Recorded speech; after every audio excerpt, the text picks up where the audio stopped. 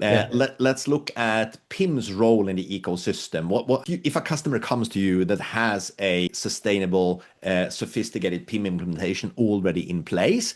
What's the main difference when you see their path to success with distributors?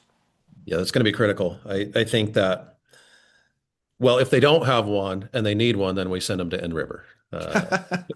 Uh, that's just a no-brainer. I, the manufacturer side's really hard for us because, we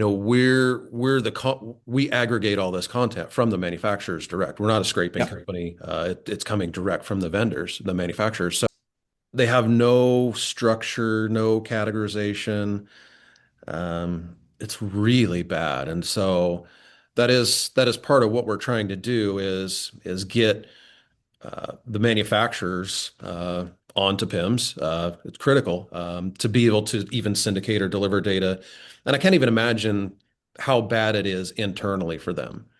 They're trying to sell products or uh, create different documents. I just don't know how they consolidate all of this information without a PIM, but they've got So to do that's it. a good starting point for distributor success. That can be summarized like that. Yeah, I think on the manufacturer side, I think on the distributor side, it really comes down to where all are they using the data internally. I think a lot that we work with, small or medium for sure, are probably just focused on e-commerce. They've got an ERP and they've got an e-commerce site. Yeah. Um, the bigger distributors have a PIM or should have a PIM, but their data needs are endless.